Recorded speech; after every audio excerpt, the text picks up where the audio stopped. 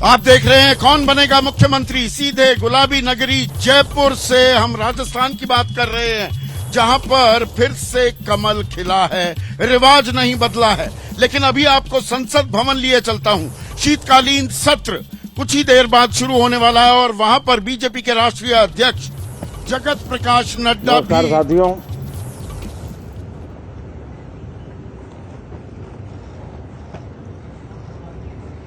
ठंड शायद विलंब से चल रही है और बहुत धीमी गति से ठंड आ रही है, लेकिन राजनीतिक गर्मी बड़ी तेजी से बढ़ रही है।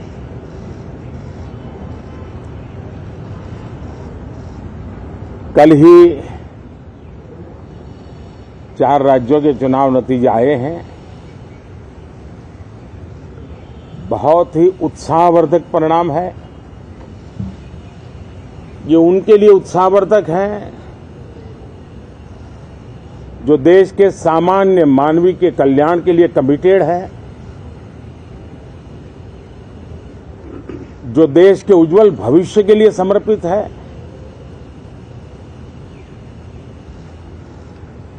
विशेषकर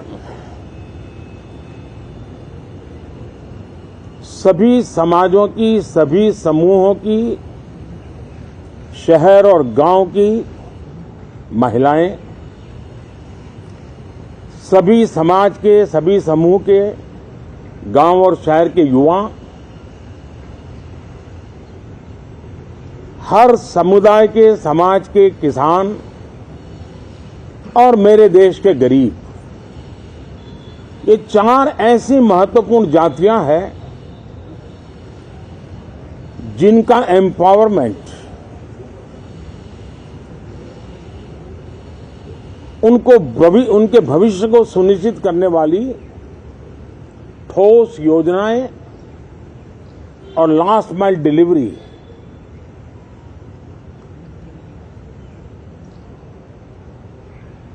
इन उसूलों को लेकर के जो चलते हैं उन्हें भरपूर समर्थन मिलता है। और जब गुड गवर्नेंस होता है, पूर्णतया जनहित के लिए समर्पण होता है, तो एंटी इनकम्बेंसी ये शब्द इरेलेवेंट हो जाता है। और हम लगातार ये देख रहे हैं, कोई इसको प्रो इनकम्बेंसी कहे, कोई इसे गुड गवर्नेंस कहे, कोई इसे ट्रांसपेरेंसी कहे, कोई उसे राष्ट्रहित की, जनहित की ठोस योजनाएं कहें, लेकिन ये लगातार अनुभव आ रहा है। और इतने उत्तम जनादेश के बाद आज हम संसद के इस नए मंदिर में मिल रहे हैं। इस संसद भवन के नए परिसर का उद्घाटन हुआ, तब तो एक छोटा सा सत्र था, ऐतिहासिक निर्णय हुआ था, लेकिन इस बार लंबे समय तक इस सदन में कार्य करने का अवसर मिलेगा। नया सदन है, छोटी मोटी अभी भी शायद व्यवस्थाओं में कुछ कमियां महसूस हो सकती हैं। जब लगातार काम चलेगा, सांसदों और विजिटर्स को भी, मीडिया के लोगों को भी ध्यान में आएगा कि इसको जरा अगर ठीक कर लिया जाए तो अच्छा होगा।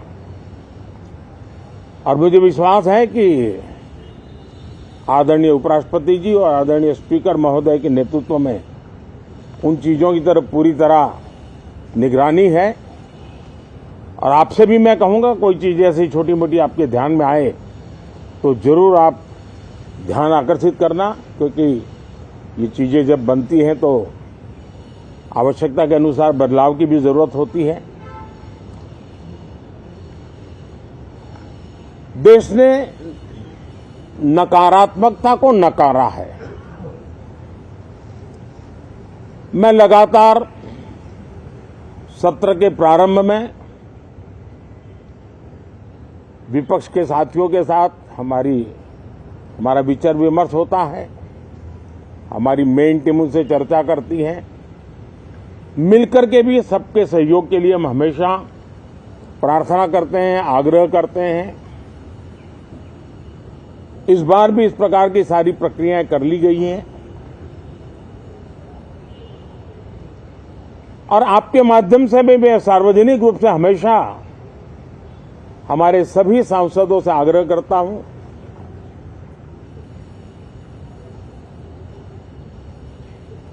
लोकतंत्र का ये मंदिर जन आकांक्षाओं के लिए, विकसित भारत की नींव को अधिक मजबूत बनाने के लिए बहुत महत्वपूर्ण मंच है। मैं सभी माननीय सांसदों से आग्रह कर रहा हूं कि वो ज्यादा से ज्यादा तैयारी करके आएं।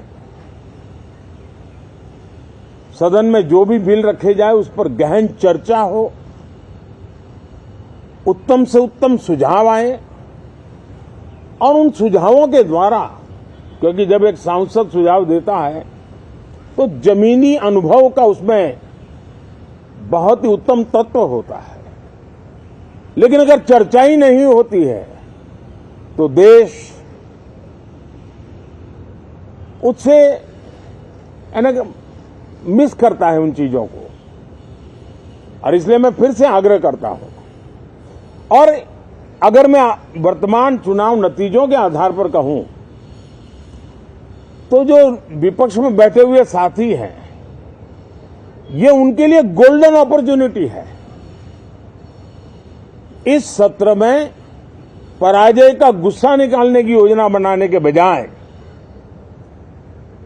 इस पराजय में से सीख करके पिछले 9 साल से चलाई गई नकारात्मकता की प्रवृत्ति को छोड़ करके इस सत्र में अगर सकारात्मकता के साथ आगे बढ़ेंगे तो देश उनके तरफ देखने का दृष्टिकोण बदलेगा, उनके लिए एक नया द्वार खुल सकता है। और वो विपक्ष में है तो भी उनको एक अच्छी एडवाइस दे रहा हूं कि आइए, सकारात्मक विचार लेकर के आइए। अगर हम 10 कदम चलते तो आप 12 कदम करके फैसला लेकर के आइए। हर किसी का भविष्य उज्जवल है, निराश होने की जरूरत नहीं है, लेकिन कृपा करके बाहर के पराजय का गुस्सा सदन में मत उतारना। हताशा, निराशा होगी, आपके साथियों को आपका दम दिखाने के लिए कुछ न कुछ करना भी पड़ेगा, लेकिन कम से कम लोकतंत्र के इस मंदिर को वो मंच मत बनाइए। और अभी भी मैं कहता हूं, मैं मेरे लंबे अनुभव के आधार पर कहता हूं कि थोड़ा सा अपना रुख बदलिए, विरोध के लिए विरोध का तरीका छोड़िए, देश हित में सकारात्मक चीजों का साथ दीजिए, अच्छी उसमें जो कमियां हो उसकी डिबेट कीजिए। आप देखिए देश के मन में आज जो ऐसी कुछ बातों पर नफरत पैदा हो रही है, हो सकता है वो मोहब्बत में बदल जाए, तो मौका है, ये मौका जाने मत दीजिए। और इसलिए हर बार मैं करबद्ध प्रार्थना करता रहा हूं कि सदन में सहयोग दीजिए। आज मैं राजनीतिक दृष्टिकोण से भी कहना चाहता हूं कि आपका भी भला इसमें है कि आप देश को सकारात्मकता का संदेश दें, आपकी छवि नफरत की और नकारात्मकता की बने, वो लोकतंत्र के लिए अच्छा नहीं है। लोकतंत्र में विपक्ष भी इतना ही महत्वपूर्ण है, उतना ही मूल्यवान है और उतना ही सामर्थ्यवान भी होना चाहिए। और लोकतंत्र की भलाई के लिए मैं फिर से एक बार अपनी ये भावना को प्रकट करता हूं। 2047 अब देश विकसित होने के लक्ष्य में लंबा इंतजार करना नहीं चाहता।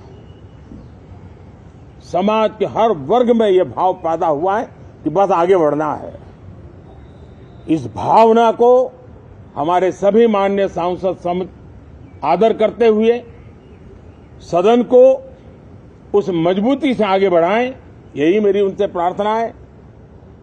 आप सबको भी साथियों मेरी बहुत बहुत शुभकामनाएं हैं। बहुत बहुत धन्यवाद।